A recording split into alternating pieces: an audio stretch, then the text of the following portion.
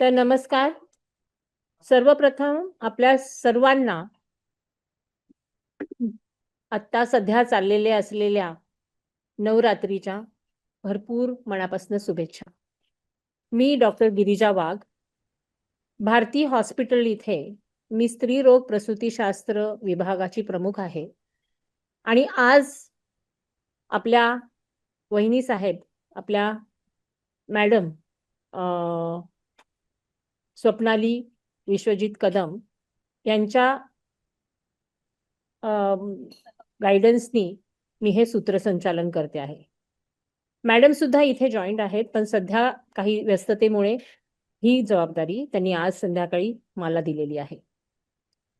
आणि इथे जसं मॅडमचं म्हणणं आहे, ही संकल्पना श्रीमती स्वप्नाली विश्वजित कदम यांच्या दूरदृष्टीतनं साकारली गेलेली आहे.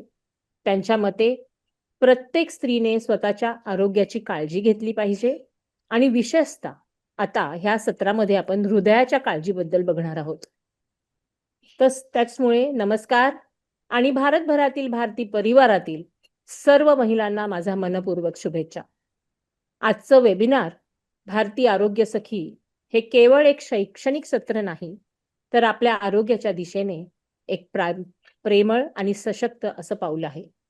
खरं म्हणजे खूप महत्वाचं आहे. खूप वेळा आपण पाहतो की अचानक एक तसं तरुण स्त्री असलेली पण तारुण्याचा उंबरठा सोडून थोडीशी वयस्क होत असताना अचानक डायग्नोसिस होतो की तिला हृदयरोग आहे. आणि मग जर तिला विचारलं तर असं लक्षात येतं की हो, मागे गरोदरपणामध्ये सुद्धा तिला बरं त्रास झाला होता. पण आपण त्यावेळेला सगळ्या गोष्टी विसरून गेलेलो असतो. कधीतरी पुढे लक्षात येतं की एखाद्या स्त्रीला डायबिटीस आहे आणि अचानक सायलेंट हार्ट अटॅक तिला येऊन गेला. समजलंच नाही. आणि इतका तो सिव्हिअर असतो, कारण की लगेचच त्या स्त्रीला इथे आपल्याला अलविदा असं म्हणावं लागतं. आपण अनेक जबाबदाऱ्या सांभाळतो, घर, काम, कुटुंब, पण स्वतःच्या हृदयाचे ठोके ऐकायला विसरतो. हृदयविकार हे स्त्रियांमध्येही वाढत आहे आणि अनेकदा त्याची लक्षणं दुर्लक्षित होतात. आज आपण जाणून घेणार आहोत हृदयविकाराचे सामान्य जोखमीचे घटक, आहार आणि जीवनशैलीतील हृदयासाठी उपयुक्त बदल, हृदय मजबूत करणारे व्यायाम. आणि ही चर्चा म्हणजे आपल्यासाठी एक जागरूकतेचा, प्रेमाचा आणि आरोग्याचा उत्सव आहे. आणि चला तर मग आपण एकत्र येऊयात आणि आपल्या हृदयासाठी सजग होऊयात. आपल्यामध्ये आहेत प्रथित यश, ॲब्सोल्युटली कम्प्लिटली एक्सपर्टीज असलेले आपल्या भारती विद्यापीठ कार्डिओलॉजी डिपार्टमेंटचे डॉक्टर रवी कार्ला सर. मराठीमध्ये मी मेसेज पाठवताना चुकून माझ्याकडनं काळे झालं, माफ करा. सरांचं नाव आहे डॉक्टर रवी कार्ला आणि हे भारती विद्यापीठ वैद्यकीय महाविद्यालय पुणे येथे हृदयरोग विभागाचे प्रमुख आणि प्राध्यापक आहेत. त्यांनी हृदयरोग क्षेत्रात 20 वर्षांहूनही अधिक अनुभव आहे आणि त्यांनी हृदयविकार प्रतिबंध, हृदयविकाराचे व्यवस्थापन आणि रुग्ण शिक्षण यामध्ये महत्त्वपूर्ण योगदान दिले आहे. त्यांनी रुबी हॉल क्लिनिक आणि जहांगीर हॉस्पिटलमध्ये सुद्धा सल्लागार म्हणून काम केलं आहे. अनेक राष्ट्रीय, आंतरराष्ट्रीय नियतकालिकांमध्ये संशोधन प्रकाशित केले आहेत आणि विद्यार्थ्यांना मार्गदर्शन करणारे आणि जागतिक मंचावर वक्ता म्हणून परिचित आहेत. हृदयविकार प्रतिबंधासाठी जीवनशैलीवर आधारित उपायांवर भर देणारे हा त्यांचा एक विशेष असा ओळख म्हणू शकतो आपण. कार्ला सर हे केवळ हृदयाचे डॉक्टर आहेत नाहीत, तर ते हृदयाशी संवाद साधणारे पण डॉक्टर आहेत. आज ते आपल्याला स्त्रियांच्या हृदयविकाराच्या जोखमींबाबत, चुकीच्या समजुतींबाबत आणि आरोग्यदायी सवयींबाबत मार्गदर्शन करतील. चला आपण त्यांचं स्वागत करूयात. सगळ्यात महत्त्वाची गोष्ट म्हणजे सर हिंदी आणि इंग्रजी असे बोलणार आहेत. त्यांचं पॉवर पॉईंट प्रेझेंटेशन असणार आहे, ज्याच्याने आपल्याला सुलभपणे सगळ्या गोष्टी समजतील. आणि नक्कीच तुम्हाला काही प्रश्न येतील किंवा काही गोष्टी गुंतागुंतीच्या वाटल्या, समजल्या नाही तर चॅट बॉक्समध्ये सांगा. त्यांचं बोलून झाल्यानंतर आपण नक्कीच मराठीमध्ये किंवा तुम्हाला समजणाऱ्या पद्धतीने तो संवाद संपूर्ण करण्याचा प्रयत्न करणार आहोत. तर आता आपण ऐकूयात सरांना. Sir, the stage is yours. Thank you very much. Can I share my screen? Yeah.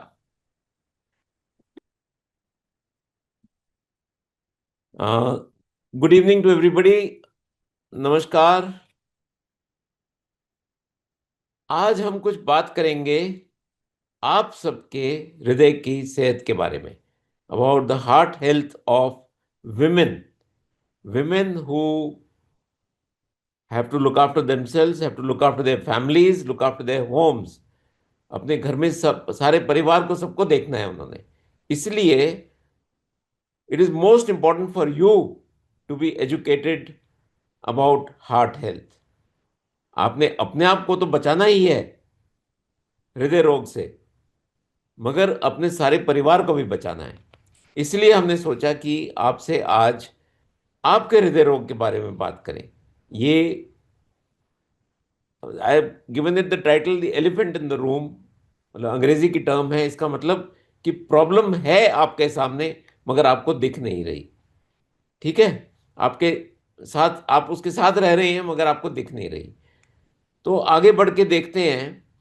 इससे पहले मैं आपको कुछ थियरी बताऊं कि होता क्या है, कॉरोनरी आर्टरी डिजीज क्या होती है, रक्तनाली जो होती है हृदय की, उसकी जो डिजीज होती है वो क्या होती है। एक छोटी सी कहानी सुनाऊंगा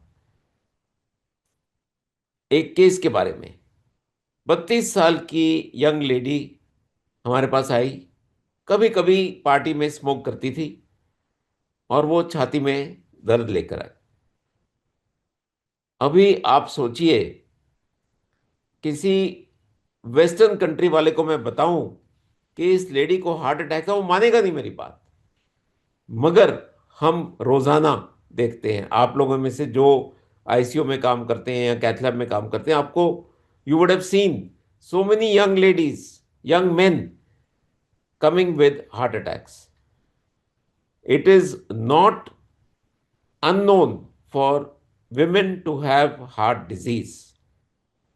और जो मेनोपॉज होता है उसके बाद तो इक्वली हो जाता है आदमियों का और औरतों का। इसीलिए आप सबको जानना चाहिए कि ये होता क्या है, रक्त नाली की बीमारी होती क्या है और कैसे होती है। इस लेडी का हमने एंजियोग्राम किया। आप देख रहे हैं एक टाइट ब्लॉक है, नैरोइंग है रक्तनाली में। इसको तो हमने ठीक कर दिया एक स्टेंट बिठा के, और वो डिस्चार्ज चली गई। मगर सोचिए, जिनका मालूम नहीं पड़ता उनका क्या हो सकता है।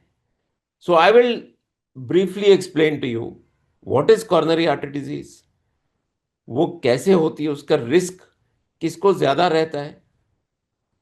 Briefly I tell you about what are the clinical features, उसमें क्या तकलीफें हो सकती हैं, और सबसे जरूरी बात, सबसे महत्वपूर्ण ये है कि उसको रोकना कैसे है, प्रिवेंटिव मेजर्स।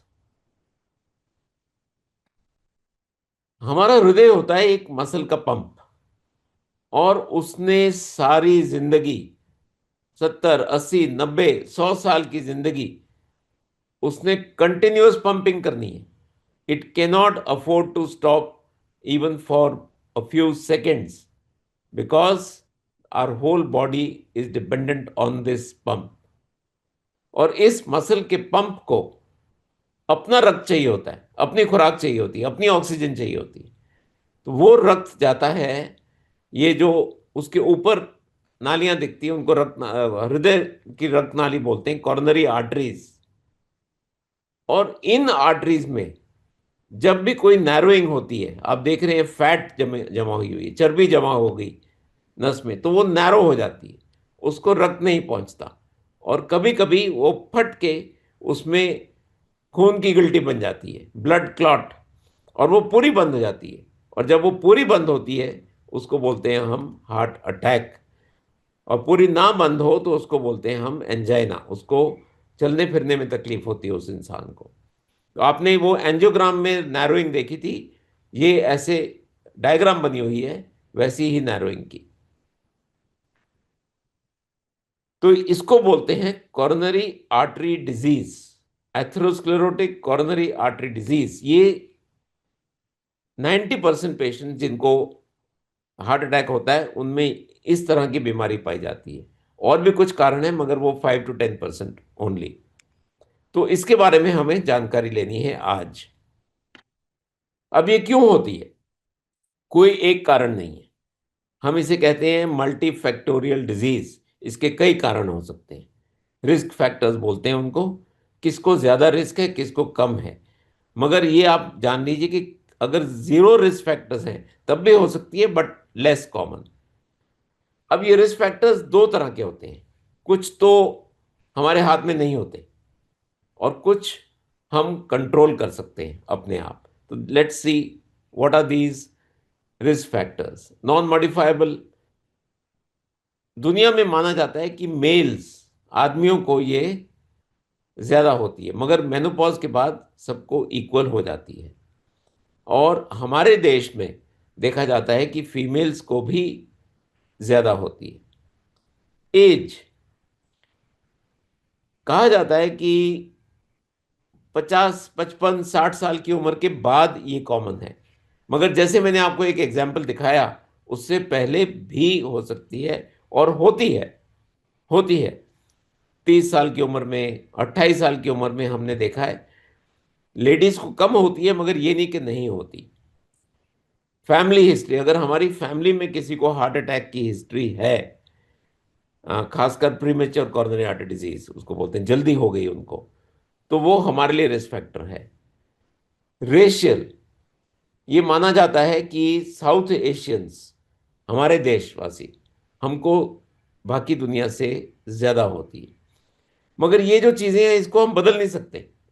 हम अपना सेक्स नहीं चेंज कर सकते, हम अपनी उम्र नहीं बदल सकते, अपने पिछले परिवार को नहीं बदल सकते, हमारी रेस को नहीं बदल सकते। क्या हम बदल सकते हैं, क्या हमारे हाथ में है, क्या हम कंट्रोल कर सकते हैं? ये चीजें हैं जो आपके सामने दिख रही हैं। Hypertension, diabetes, lipid abnormalities. Lipid को उसको बोलते हैं जो हमारे फैट जो होती है, जो हम खुराक में खाते हैं, जहाँ बॉडी में बनती है, वो खून में कैसे ट्रैवल करती है, उसको it travels as lipids. Cholesterol का नाम सुना होगा, सबसे commonly known lipid is cholesterol. तो बॉडी में वो कैसे चलती है उसको लिपिड्स बोलते हैं। स्मोकिंग और use of other tobacco products और सम ड्रग्स। डाइट, हम क्या खाते हैं, मोटापा, obesity. Sedentary lifestyle, sedentary lifestyle आप समझते हैं, मतलब गए सुबह काम पर, काम पे बैठ गए, सामने कंप्यूटर का स्क्रीन, चलना फिरना कुछ नहीं, सीढ़ी नहीं चढ़ना, एक्सरसाइज नहीं करनी, उसको बोलते हैं सेडेंटरी लाइफस्टाइल। और स्ट्रेस।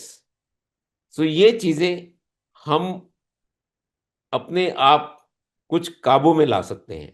एक एक करके मैं बताऊंगा इसका नुकसान क्या होता है, और उसके बाद हम देखेंगे हम इसके ऊपर कंट्रोल कैसे कर सकते हैं।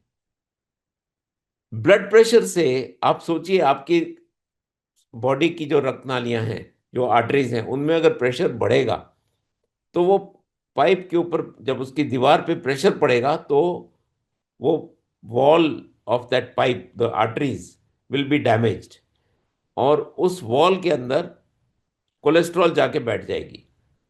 इसीलिए हाई ब्लड प्रेशर से कोरोनरी आर्टरी डिजीज हो सकती है, वन ऑफ द फैक्टर्स। और इसीलिए हाइपरटेंशन का इलाज बहुत जरूरी है। आगे देखते हैं, डायबिटीज सबसे खतरनाक बीमारी आज की तारीख में अगर मुझसे पूछो, वो है डायबिटीज। जिनको है डायबिटीज, मैं उनको डराना नहीं चाहता, घबराना नहीं, मगर उसका कंट्रोल करना है। और सही कंट्रोल के साथ, टाइट कंट्रोल जो बोलते हैं हम, दवाइयों के साथ, इंसुलिन के साथ, अगर अच्छा कंट्रोल रहे तो हम उसको डैमेज नहीं करने देंगे। नहीं तो डायबिटीज से सबसे ज्यादा डैमेज होता है हमारी रक्त नालियों को।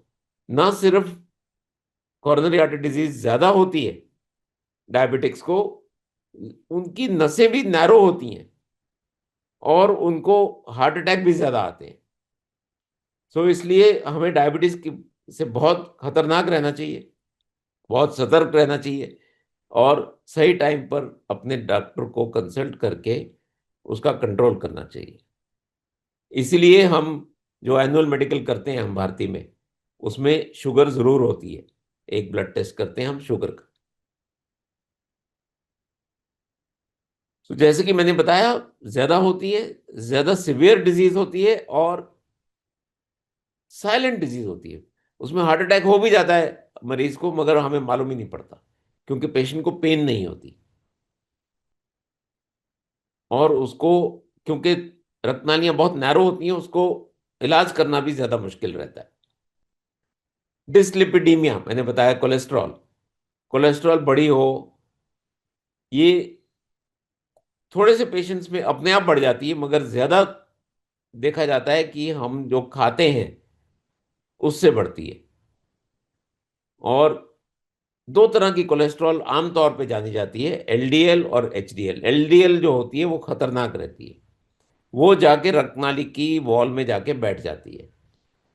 और जो एचडीएल होती है वो लाभदायक होती है, वो गुड कोलेस्ट्रॉल बोलते हैं। वो अगर ज्यादा हो तो अच्छी बात है, मगर एलडीएल अगर ज्यादा हो तो बुरी बात है। सबसे बुरी आदत, तंबाकू, सिगरेट, बीड़ी। और हम देख रहे हैं हमारे पास आजकल यंगस्टर्स बड़े आ रहे हैं, उनकी नस में क्लॉट बना हुआ है, हार्ट अटैक हो गया। और आम तौर पे हम ये देखते हैं कि वो लोग स्मोकिंग करते हैं। स्मोकिंग नहीं करते तो कुछ ज्यादा ही आदत है हमारे शहर में लोगों को तंबाकू चबाने की, खैनी, गुटखा, ड्रग्स। कुछ ड्रग्स आजकल के बच्चे लेते हैं, उनको मालूम ही नहीं क्या ले रहे हैं, मगर वो ड्रग्स जाके सीधा हृदय की रक्तनाली को डैमेज करती हैं, उसको टाइट कर देती हैं, और उसको हार्ट अटैक हो सकता है। एक सिगरेट में कहा जाता है 400 तरह की जहर होती है जो कि रक्तनाली को डैमेज कर सकती है। आप सोचिए क्या नुकसान कर रहे हैं स्मोकर्स अपने आप को, या तंबाकू या खैनी या गुटखा खाने वाले। डाइट, हमारी खुराक, हम जो खाते हैं, मोटापा, और सेडेंट्री लाइफस्टाइल। सेडेंट्री लाइफ मैंने आपको बताया था क्या होता है, कि बैठ बैठ के ही काम करना, घर में भी कुछ एक्सरसाइज नहीं करनी। ये सब मिले जुले हैं, इसलिए मैंने एक ही स्लाइड दिखाई है, क्योंकि ज्यादा डाइट खाएंगे, उसको बर्न नहीं करेंगे, एक्सरसाइज नहीं करेंगे, तो वो जाके सारा, जैसे आप देख रहे हैं, हमारे अंदर जम जाएगा। और जितना मोटापा बाहर दिखता है, आप सोचो उतने ही लिपिड्स अंदर जाके जम रहे हैं आपकी रक्तनाली। सो वेट, ओवरवेट, ओबेसिटी, मोटापा बहुत खतरनाक चीज है। आखिर में मैं आता हूं इस सब्जेक्ट पर, स्ट्रेस। सब लोग आके मुझे बोलते हैं हाँ मेरे को स्ट्रेस तो है, मेरे को इसीलिए हार्ट अटैक हुआ है। आप सोचिए किसको स्ट्रेस नहीं होता। एक होम मेकर लेडी हो, घर पे जो बैठी है अपना घर चला रही है, उसको ये स्ट्रेस है कि उसका आदमी टाइम पर आएगा, दारू तो नहीं पी रहा, उसके घर में सब्जी रोटी चल रही है कि नहीं, उसका चूल्हा जल रहा है कि नहीं। जो काम पे जा रहे हैं उनको अपना स्ट्रेस है, एक डॉक्टर को ये स्ट्रेस है कि मेरे पेशेंट ठीक हो रहे हैं कि नहीं, कोई नुकसान तो नहीं हो रहा किसी को। इसलिए हर एक इंसान को स्ट्रेस है। अब उसका नुकसान उनको होता है जो स्ट्रेस को नेगेटिवली लेते हैं, जो उसको अपने ऊपर चढ़ने देते हैं। स्ट्रेस एक मोटिवेशन होनी चाहिए to do better, to improve things. Girija, this is going to be difficult to explain, but you can translate this later. We have to take stress as a positive motivation to improve ourselves, or to improve the lives of others around us, rather than cry about it that I have got stress. Nobody is without stress, क्योंकि जो positive ले उनको नुकसान नहीं करेगा वो। तो ये जो कॉर्नरी आर्टरी डिजीज होती है, रक्तनाली की जो बीमारी होती है, इससे क्या नुकसान हो सकता है? सबसे पहले मैंने लिखा है STEMI, ST elevation myocardial infarction, इसको हार्ट अटैक बोलते हैं। अनस्टेबल एंजाइना और नॉन स्टेमी, ये छोटे हार्ट अटैक होते हैं। और ये हार्ट अटैक जो होते हैं इसमें रक्तनाली पूरी बंद हो जाती है, और जो हार्ट का मसल है वो इर रिवर्सिबली डैमेज हो जाता है, लाइफ लॉन्ग के लिए वो डैमेज हो जाता है। तो इसलिए एक ही हार्ट होता है हमारे पास, उसमें से भी कुछ डैमेज हो जाए उसका पोर्शन, वो वापस नहीं आता। तो आप सोचिए, ये अगर किसी 35 साल 40 साल की उम्र में किसी को हो जाए, तो ना तो उसकी जिंदगी खराब होती है, वो अपना घर चलाना उसका मुश्किल हो जाता है। और फिर angina, chronic stable angina, heart failure. Angina मतलब छाती में जो दुखता है, अगर सीढ़ी चढ़ो, जीना चढ़ो, तेज चलो, उससे जो छाती में दुखता है उसको एंजाइना बोलते हैं। हार्ट फेलियर मतलब बॉडी में सोजन आ जाती है, खांसी, दम दम लगता है चलने फिरने पर, उसको हार्ट फेलियर बोलते हैं। कई बार ये बीमारी चुप करके बैठती है, आपको मालूम भी नहीं आपको ये बीमारी है, खासकर डायबिटीज में। और कई बार ये एक क्षण भर में जान ले लेती है, उसको बोलते हैं sudden death. So these are the various presentations of this disease. अभी आप देखिए, ये एक मरीज है, इसको कितने ब्लॉक्स हैं। आप मेन वेसल लेफ्ट मेन में देख रहे हैं, उसको मेन वेसल बोलते हैं, उसकी ब्रांचेस में भी ब्लॉक्स हैं, और उसमें कैल्शियम जमा हुआ है। अभी इस मरीज को हम छोड़ दें, ऐसे ही छोड़ दें, तो यहाँ तो पूरी बंद हो सकती है रक्तनाली, यहाँ फिर क्योंकि कम ब्लड मिल रहा है उसके हार्ट को, वो हार्ट फेलियर में जा सकता है। ये एक पेशेंट है जिसको हार्ट अटैक हो गया। आप देख रहे हैं कि एक पोर्शन हार्ट का ऊपर ऊपर की तरफ आप देखिए, वो पतला हो गया है क्योंकि वो डैमेज हो गया है, वो कॉन्ट्रैक्ट नहीं कर रहा, और हार्ट के अंदर एक क्लॉट बना हुआ है, खून की गिल्टी बनी हुई है जो कि कहीं भी बॉडी में जाके स्ट्रोक कर सकती है। ये एको बोलते हैं इसको हम, जो टेस्ट आप देख रहे हैं।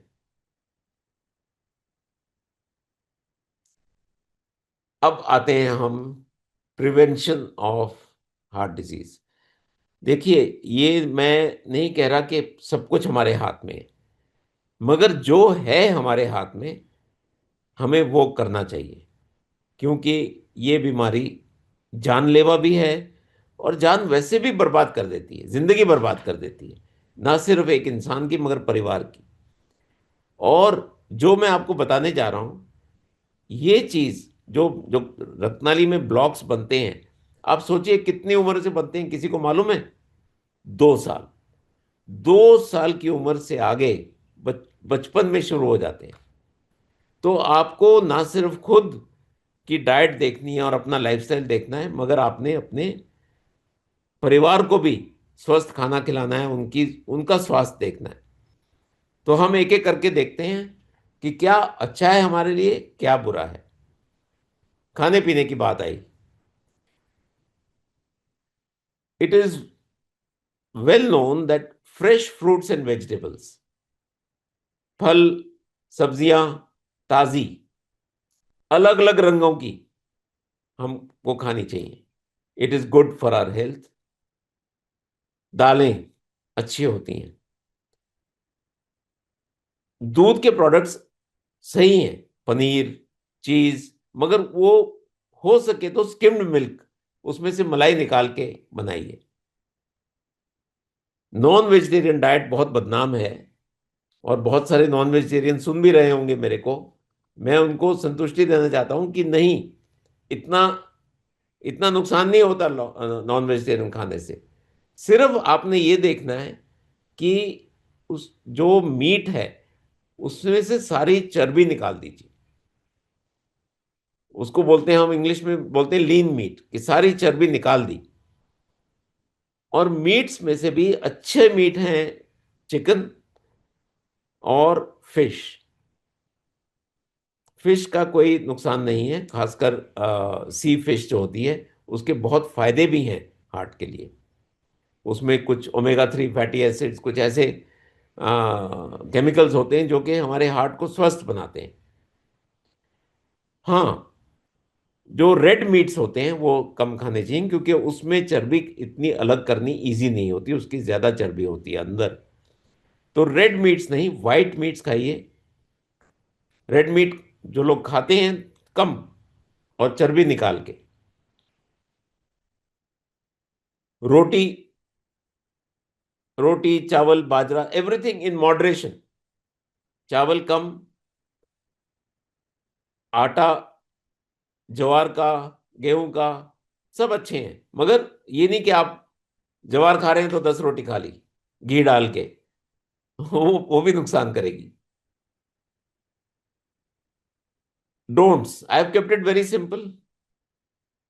एक्सेस फैट को in any form is bad. बहुत ज्यादा चर्बी या घी या तेल खाना नुकसानदायक है। और हम लोग की आदत है, हम मतलब कुछ हमारे देश में कुछ प्रदेश में बहुत तली मली चीजें खाते हैं, होती हैं। आजकल फेस्टिवल चल रहा है, मिठाई, तली हुई चीजें, समोसे, ये सब नुकसान देंगे आपको। कन्फेक्शनरी, ये जो पेस्ट्रीज वगैरह, उसमें इतनी क्रीम होती है, that is also not good actually. आप इतना याद रखिए कि animal fat is always bad. कोई भी जानवर से से निकला हुआ फैट, और वो जानवर का फैट, दूध में भी जानवर का फैट है एक एक तरह का, सो वो कम खाना है। एक हमारी आदत है घरों में या बाहर भी हम खाते हैं कभी, आप देखो वो समोसे वाला अपनी रेडी लगा के खड़ा है, उसका तेल उबली जा रहा है और उसी में वो बार बार समोसे तली जा रहा है। उस जो उसको बोलते हैं रीयूज्ड ऑयल, उसमें एक जहर होती है, ट्रांस फैट्स बोलते हैं। वो हम जब खाते हैं, क्योंकि समोसे पकौड़े वड़े में तो लगा ही होगा, तो वो जाके सीधा हमारे हार्ट में डैमेज करता है। तो अगर आपने एक दफा कुछ तल लिया तेल में, पहली बात तो तलिए मत, मगर अगर तल लिया तो उसको तेल को फिर दोबारा यूज नहीं करना चाहिए, क्योंकि वो ट्रांस फैट्स बढ़ा देता है हमारी बॉडी में। मैंने बोला मच्छी अच्छी है, फिश इज गुड, बट एक तरह की फिश होती हैं, एक group of sea food, that is shell fish. उसमें आते हैं प्रॉन्स, झींगा जो होता है, प्रॉन्स, मसल्स, ऑयस्टर्स, ये सब में वो बहुत कोलेस्ट्रॉल होती है। तो ये हमारी सेहत के लिए अच्छे नहीं है। ऑर्गन मीट्स जैसे कि लिवर, किडनी, काफी लोग खाते हैं, ये पसंद है कुछ लोगों को।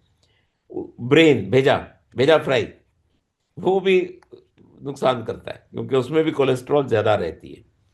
अगर आप साइंस पढ़िए तो पूरी कोलेस्ट्रॉल लिवर के बीच में से निकलती है, ब्रेन में जाके बैठती है, तो इसको खाना हमारे को उतना ही नुकसान होगा।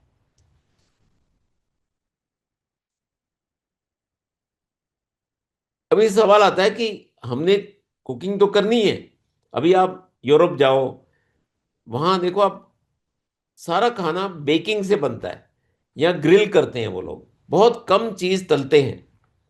मगर हमारी आदत है, हमने कुछ तो तेल डाल के बनानी है, सब्जी भी हल्के से तेल में डालते हैं। तो बहुत लोग पूछते हैं कौन सा तेल अच्छा है और कौन सा खराब है। सबसे पहले तो तेल कम से कम। इनफैक्ट कहा जाता है कि best cooking medium is water, मगर वो हम उबली चीज तो खा नहीं सकते दिन रात। अगर ऑयल यूज करना है तो जैसे मैंने बताया, उसको रीयूज मत करिए। Best cooking oil is olive oil, but महंगा पड़ता है वो ऑलिव ऑयल। एक तरह के तेल होते हैं, ये डालडा रथ पहले आते थे, मतलब जो सॉलिडिफाइड ऑयल्स होते हैं, हाइड्रोजनेटेड ऑयल्स बोलते हैं, वो बहुत खराब है। ओमेगा 3 फैटी एसिड्स जो कि हमें सी फिश, खासकर छोटी सी फिश जो होती है, सार्डीन्स, मैकरेल, इनमें मिलते हैं, दिस आर गुड।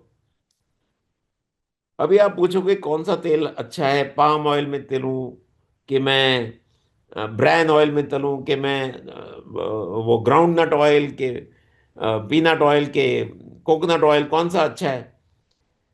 अगर तलना ही है और ऑलिव ऑयल आप अफोर्ड नहीं कर सकते, तो you can use sunflower oil और सैफलावर ऑयल, सेफोला वगैरह, इस बेटर। मगर तली हुई चीजें कम, ये याद रखिए। डाइट हमने कर ली डिस्कस। आप चाहते हो तो मैं बाद में प्रिंटआउट्स भी बांट सकता हूँ इसी प्रेजेंटेशन के। एक्सरसाइज, अभी exercise is something that people से कि मैं तो बहुत बिजी रहती हूँ, सारा दिन खाना बनाती हूँ, कपड़े धोती हूँ, मेरी एक्सरसाइज हो जाती है। Sorry, that is not good enough to protect your heart. आपने एक्सरसाइज करनी है विद टू एम्स। एक, अपना वेट कंट्रोल रखने में। Weight is nothing but what goes in and what is burnt out.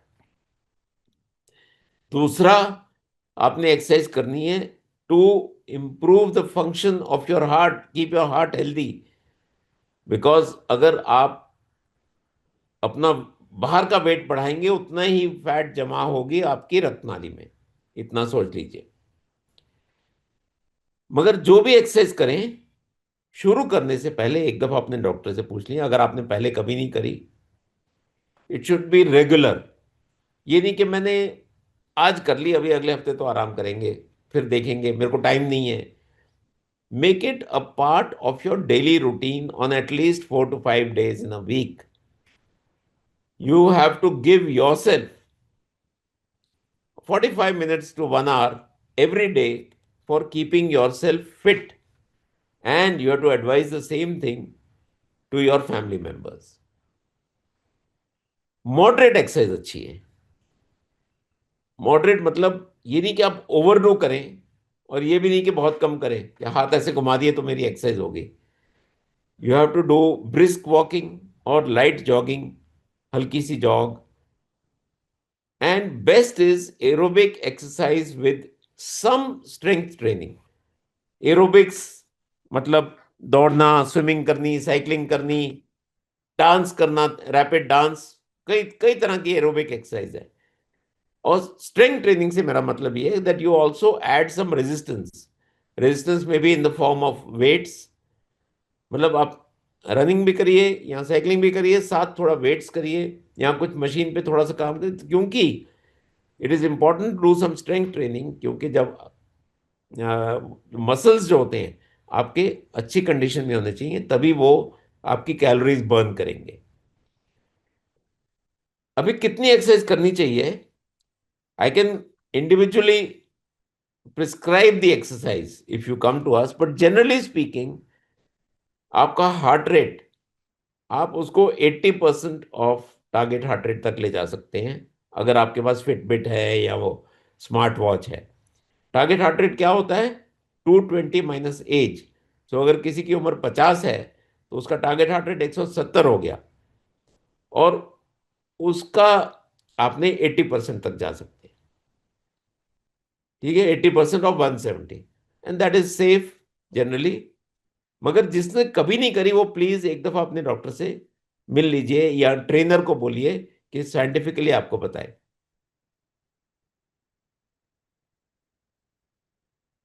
As I said, the biggest harm we do to ourselves is tobacco and other recreational drugs. Just say no. It is full of poisons, full of toxins. वो जो धुआं होता है उसमें भी और तंबाकू में भी। तो tobacco, all tobacco products, throw them out.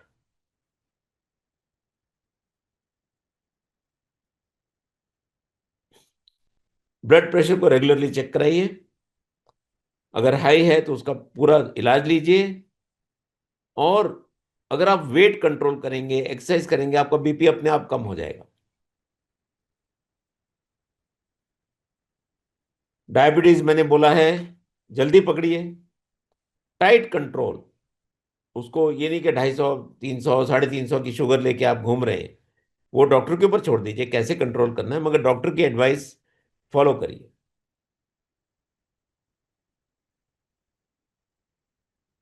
अपनी कोलेस्ट्रॉल को 200 के नीचे रखिए। अगर आपको हार्ट डिजीज है तो और भी कम, 150 से नीचे रखिए।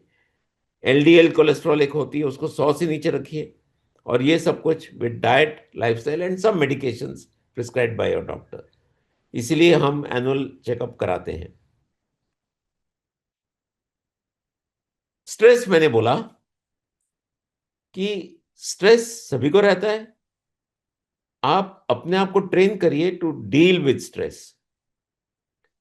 आप कभी कैथलैब आइए हमारे पास, कभी कभी पेशेंट को टेबल पर हार्ट बंद हो जाता है।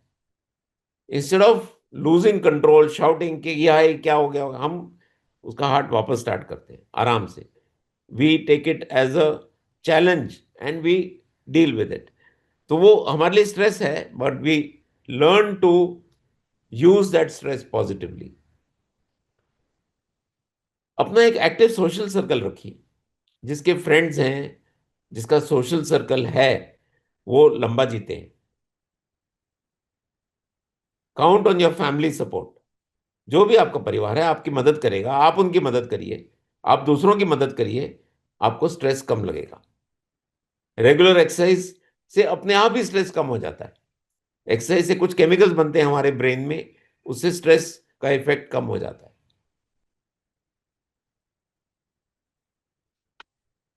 So I will conclude with the take home message. Healthy diet, अच्छी खुराक, maintain an ideal body weight and body mass index, it's a measure of body weight. Say no to tobacco and drugs. BP और sugar control में रखिए, regular exercise करिए and use stress positively. With that I finished. Thank you all for your kind attention. आप लोग इतने numbers में आए और हमारी बात सुनी। I hope my message has got across to you. Thank you very much. Thank you, Dr. Kalra. It was a wonderful presentation by you. Excellent. You not only talked about the medical aspect, the surgical aspect, but you so very beautifully spoke about the risk factors, lifestyles, and for so much of self awareness and how we can improvise our cardiac health. As we all know, our heart is always at the center of everything. It's basically our body, it's everything about our emotion, it's all about our love, compassion, empathy, and you beautifully dealt with it. I must tell you, sir, thank you. today that we had audiences joining in from Palghar, Erandwane, Dhankaudi, Lohegaon, Laule, near Pune, या Mumbai, Navi Mumbai, Delhi, Satara, Karad, Kolhapur, Vita, Jawar, and Kadegaon. Wow. Wow. So you have been heard by so many people. And so that everybody appreciates, I'm going to say thank you to you in Marathi. आपल्या सत्रासाठी मनपूर्वक आभार. आपण केवळ वैद्यकीय माहिती दिली नाही, तर प्रत्येक स्त्रीच्या मनाला आणि हृदयाला स्पर्श केला. जोखमीचे घटक, जीवनशैली, आहार, व्यायाम ह्या सर्व गोष्टी आपण अत्यंत समजूतदारपणे आणि आत्मीयतेने मांडल्या. प्रतिबंध ही केवळ उपचार पद्धती नाही, तर स्वतःच दिलेली एक जबाबदारी आहे, हे आपण आम्हाला जाणवून दिलं. आणि आपली ही मार्गदर्शक भूमिका आम्हाला दीर्घकाळ प्रेरणा देईल. Sir, there are some questions which Yes, I'll I take want them. to ask you, and Yeah. you can answer them in Hindi if it's possible for you. Yeah. Question number one is, how is lower B12 level related to heart health? B12 deficiency का heart health पे क्या प्रभाव हो सकता है? B12 deficiency का heart पे directly प्रभाव नहीं पड़ता, इनडायरेक्टली पड़ता है। It's a vitamin which is essential in our body.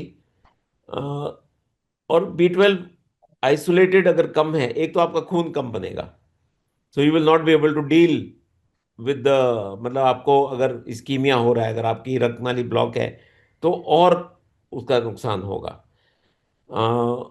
Blood clotting भी इनडायरेक्टली इफेक्ट हो सकती है उसके साथ, बाकी डायरेक्ट इफेक्ट उसका हार्ट पे नहीं है।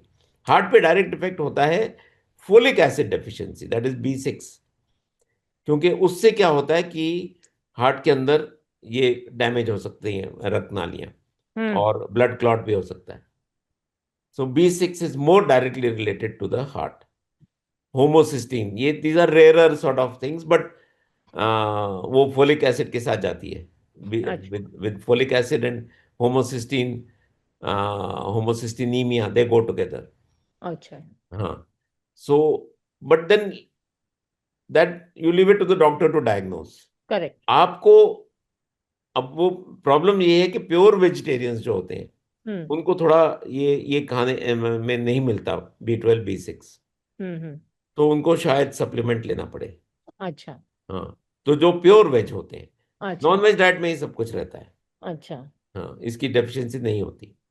ओके सर, दूसरी बात है कि नॉनवेज आपने बोला, लेकिन नॉनवेज खाने की भी पद्धत रहती है ना, because sometimes women always compromise करते हैं नॉनवेज खाने पे।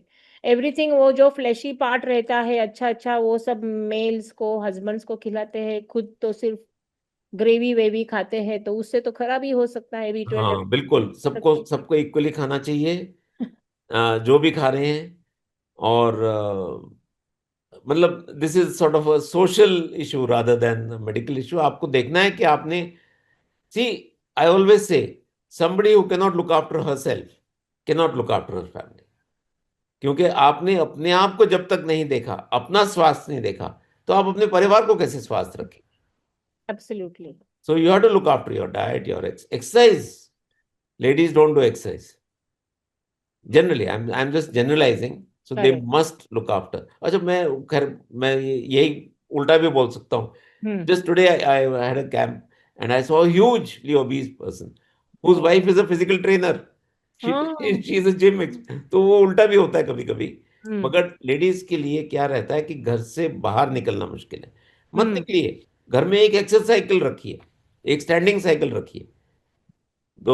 सस्ती आ जाती है बड़ी। हल्के से वेट्स रखिए, घर में करिए व्यायाम। या there is one more question, second question है कि अगर हमने, अगर ठीक हो गए हैं, we have been treated for heart disease, उसके बाद हमको कुछ प्रॉब्लम आ रही है हार्ट अटैक की, इसके कुछ साइंस है क्या, वार्निंग साइंस है क्या, जिससे वही हमें। वही जो पहले हुआ था, मतलब छाती में भारीपन, दम आना, चक्कर आना, giddiness, sweating, these are the warning signs. But अगर आपने हॉस्पिटल में आके इलाज लिया है, तो हम आपको सब बता के भेजेंगे what hmm. Are the warning signs, what to look out for. और आपने अपना, तब स्वास्थ्य अपना हार्ट हमारे हाथ में छोड़ देना है। Hmm. Because we give medicine to prevent a second heart attack. And absolutely. today, with very powerful medicines, second hmm. heart attacks are not common। या अगर आप दवाई खाते रहिए, तो दूसरा हार्ट अटैक होना नहीं चाहिए। Absolutely. So sir, in this I think we should summarise, ये सेशन हम समराइज करते हैं। आपने बहुत वंडरफुली हमको बताया कि स्ट्रेस ये एक आवश्यक चीज़ है हमारे डेवलपमेंट के लिए, उसको हमने पॉजिटिवली लेना चाहिए, ना कि हमने निगेटिवली लेना चाहिए। हमारे एक ऑडियंस ने लिखा है, use stress means normal stress, कि स्ट्रेस जरूरी है, नहीं तो हम हमारे गोल्स मीट नहीं करेंगे, हम हमारे अचीवमेंट्स नहीं कर सकेंगे। आपने डायबिटीज के बारे में बहुत सारा बात करा कि कंट्रोल में रखना जरूरी है, साइलेंट हार्ट अटैक्स आ सकते हैं।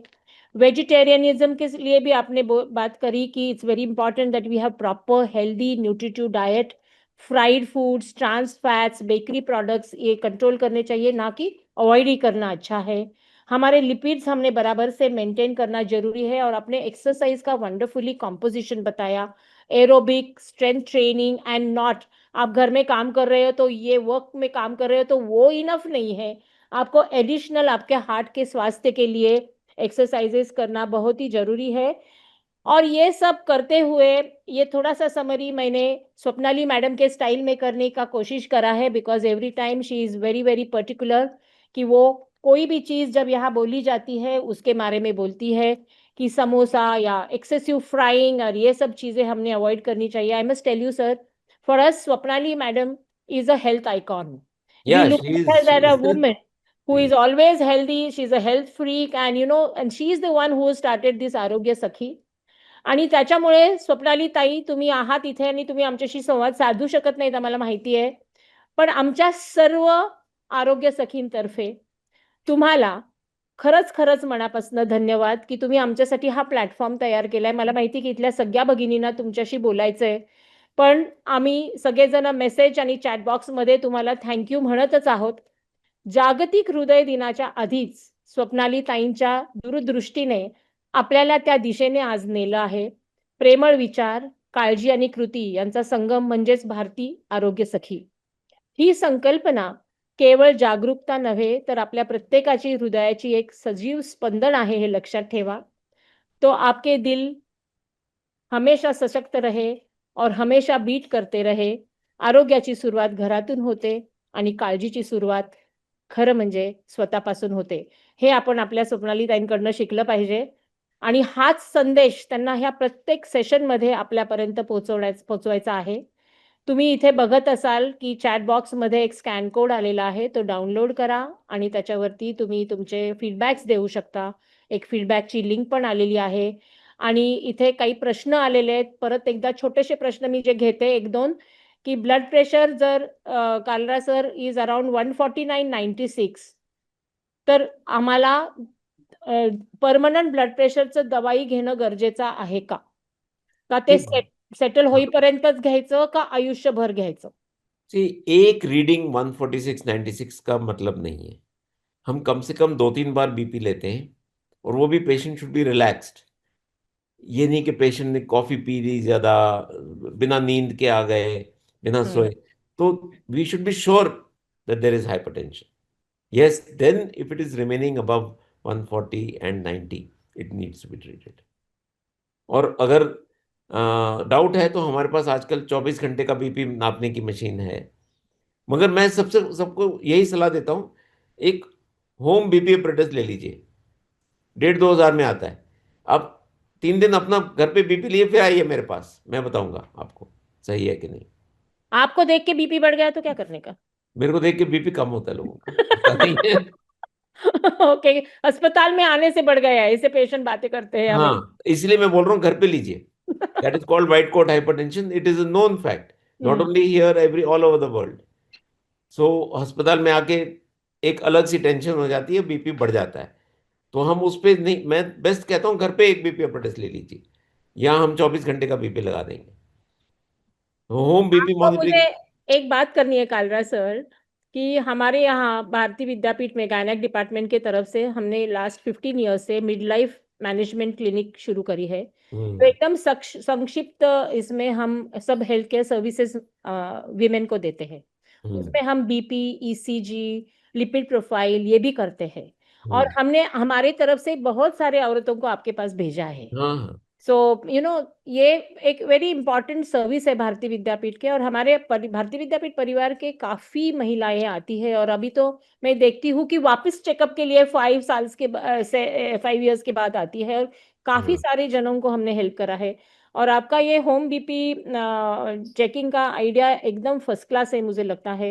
And I think we should take advantage अपने भारतीय विद्यापीठ हॉस्पिटल का and we should be careful as Dr. Kalra has guided us today.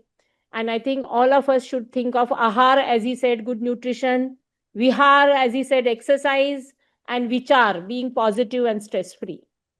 Excellent. And on this Navratri, on behalf of Swapnali Madam, I say thank you Navratri to you all and happy Dashera. So all of us have to now make a resolution कि हम सब भारतीय आरोग्य सखी हमेशा आरोग्य निपुण रहेंगी. Thank you. Very good.